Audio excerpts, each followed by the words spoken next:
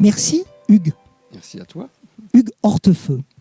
Alors, toi, tu as à la fois deux figures tutélaires autour de toi. Il y a ton papa, Claude, qui est disparu il y a peu de temps. Et puis, il y a l'ancien ministre de l'Intérieur, Brice Hortefeux, dont on parle souvent. Comment as-tu vécu déjà mon invitation ? Alors, ça, j'étais très surpris parce que, moi, à différence des mes trois acolytes, c'est que moi, je ne suis pas un fils d'eux. Voilà.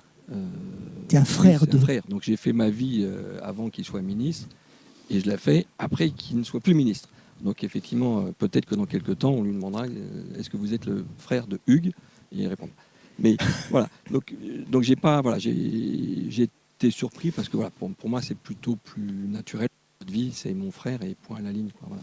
Vous avez encore la possibilité d'avoir de vraies relations de frères, tous les trois, Brice, toi et Pascal ? Ou alors, bien évidemment, l'État, son rapport à la politique, ses fonctions, cassent un peu cette simplicité ? Ah non, pas du tout. Et là, je pense que tu as parlé de papa et maman. Donc, on a une maison à Saint-Saturnin, une maison de famille depuis plusieurs générations. Et c'est vraiment le lieu de rassemblement. Il se trouve que les trois enfants, parce que j'ai frère Pascal aussi, qui est à Clermont-Ferrand, on se retrouve depuis toujours ici. Et nos enfants se retrouvent dans cette maison. Donc, c'est vraiment le lieu de retrouvailles. Et quand Brice était ministre, ben voilà, forcément, voilà, il y avait tout ce qui était garde du corps et autres, mais c'était le lieu de retrouvailles, le lieu d'échange. Et avec Brice, on parle entre eux comme des frères et non pas comme un ministre ou un ex-ministre avec un autre. Quand il est sous le feu de l'actualité, là il n'est plus ministre, mais il reste sous le feu de l'actualité, encore récemment, après les municipales, la semaine dernière, ou il y a 15 jours, ou quand il était vraiment ministre de l'Intérieur, et que parfois les journalistes étaient durs avec lui, ou que la situation faisait qu'il prenait des coups. Qu'est-ce que toi tu ressentais en tant que frère ? En tant que frère, je ne suis pas forcément toujours d'accord avec lui, donc je pouvais entendre des critiques qui pouvaient être justifiées, donc c'est là, donc je réagissais en disant je préfère être chef d'entreprise où ça peut être dur, parce que voilà, on peut avoir des syndicats d'entreprise un peu difficiles, mais on n'est pas sous le feu dès qu'on a des critiques. Voilà.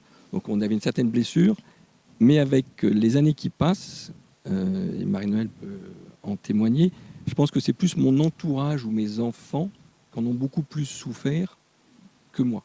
Voilà. Toi, tu avais une carapace naturelle ? Ça fait partie l'éducation peut-être que t'ont donné tes parents ?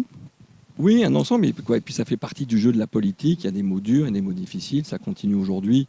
Donc voilà, ça fait partie. Et puis voilà, il a choisi ce métier, ça fait partie des choses et des fonctions.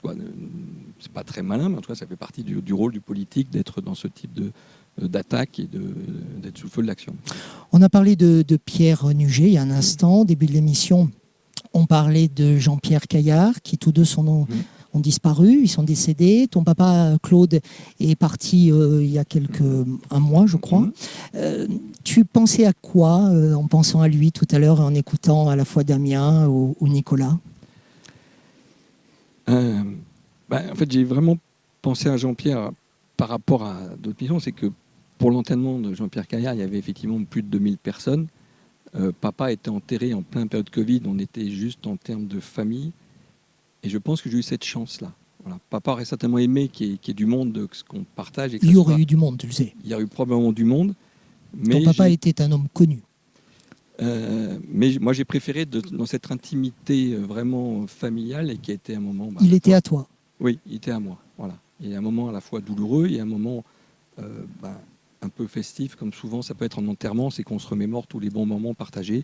On a pu faire quelque chose à la maison entre nous, donc c'était un moment qui s'est transformé en un aboutissement d'une belle vie à 88 ans. Voilà, ça fait partie. Quel conseil t'a-t-il donné pour être ce que tu es aujourd'hui ?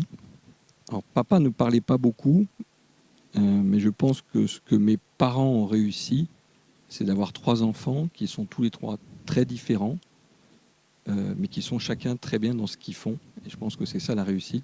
Un enseignant, Pascal, un chef d'entreprise, toi, et donc le politique. Une petite anecdote, parce qu'on avait fêté les 60 ans de mariage de mes parents il y a quelques années. Et donc, pour faire ça, il faut qu'il y ait quelqu'un qui ait l'idée.